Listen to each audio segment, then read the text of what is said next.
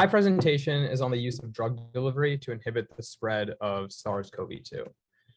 So just generally, I'll be talking about global health, its effects on SARS-CoV-2, how we can apply drug delivery to it, how I did research on that, and then where we can take this research. So starting off with a little bit about me, I'm a rising senior from Georgia at Lambert High School. I am the International Vice President of HOSA, which is an organization many of us are in. I do public forum debate. I'm a researcher. I founded a nonprofit for medical help, so on and so forth. So I've been fairly involved in sciences for quite my time through middle school and high school.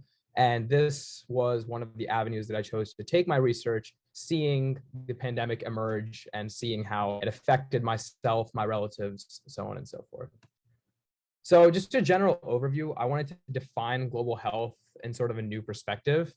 Global health is considered to be the area of study, research, and practice that places a priority on improving health and achieving equity in health for all people worldwide. And what that really means, and what that's saying in simple terms, is that global health doesn't necessarily mean the issue with the largest death toll or the issue that has the most media coverage, but it's something that encompasses healthcare, whether that be just the number of people that are affected, but also the intangible indirect effects, i.e. mental health shortages, hospital shortages, and things like that, that are also encompassed in the field of global health.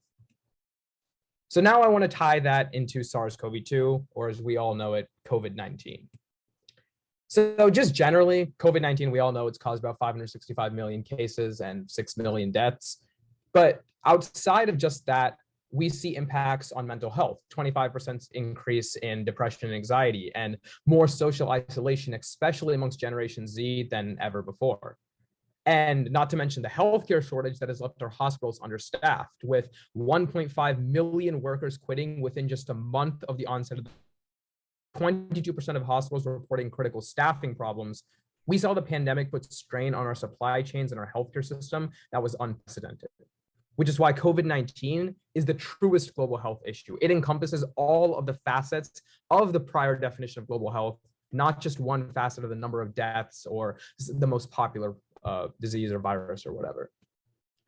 So with SARS-CoV-2, there's a couple problems in the status quo. First off, there's resurgence of new variants. Recently, as of like 2 weeks ago, we see the new Omicron subvariant BA.1 that is not able to be protected via vaccination, which is why we're seeing a resurgence in COVID cases.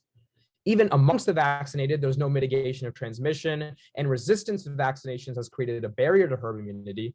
And finally, because the vaccines target the ever-mutating spike protein, there's not any site-specific inhibition, which limits the possibility for better treatment.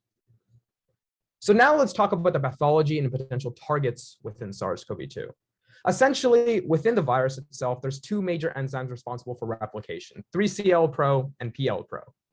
If these two enzymes' activities are mitigated, then we're able to stop the production of mature proteins that enable the replication of the virus, which means that we can prevent transmission, we can prevent the virus and other host cells, and all coronavirus. So now I want to talk a little bit about drug delivery. So this is a revolutionary approach that has been used to treat a myriad of diseases in the past, and I want to apply it now to COVID-19. So just an overview about drug delivery. It refers to systems that are designed to transport a drug to a specific part of the body instead of being dictated by pharmacokinetics and distributing throughout the entire body. And on face, they have a myriad of benefits. You have lower side effects, less frequent doses, lower doses required, so on and so forth.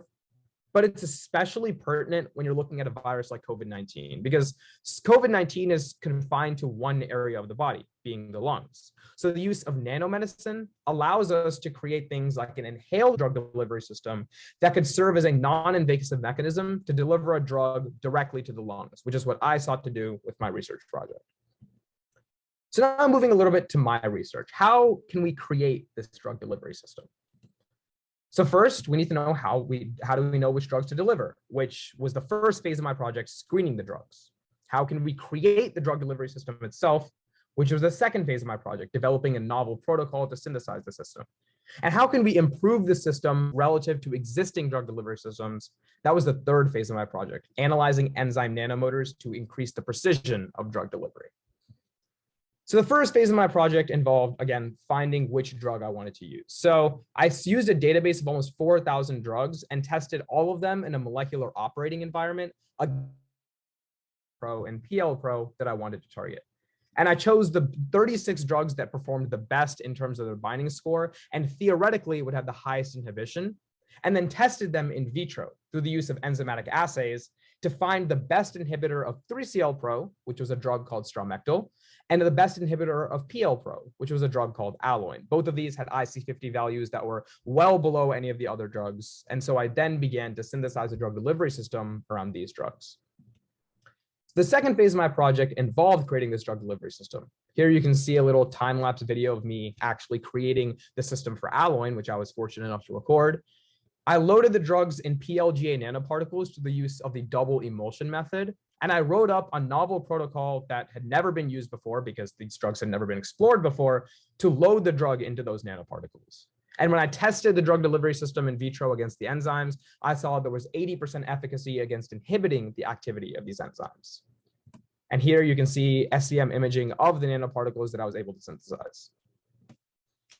So finally came the third phase of my research, and this was improving this drug delivery system relative to the existing drug delivery systems.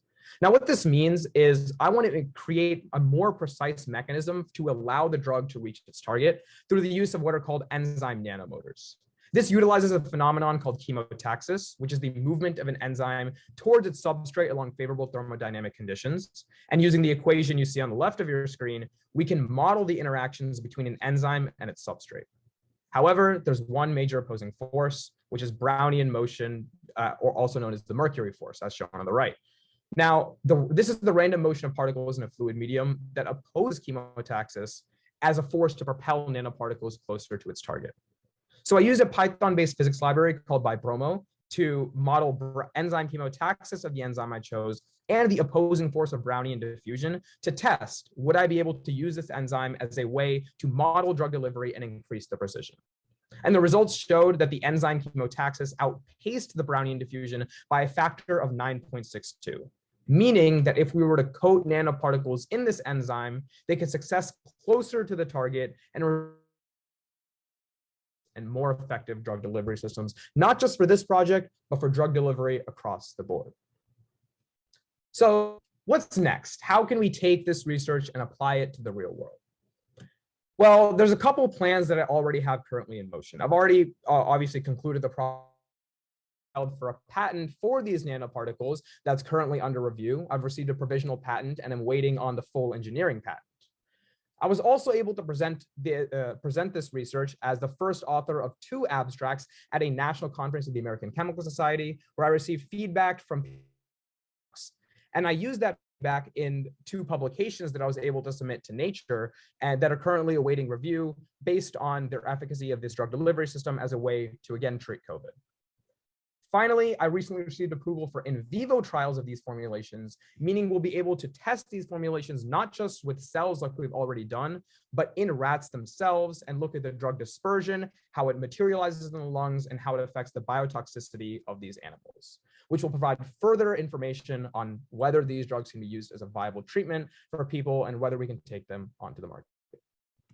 Here are my references and acknowledgements, the people I'd like to thank for mentoring me through this project. And if you have any questions, my socials are on the screen. Otherwise, thank you all for listening.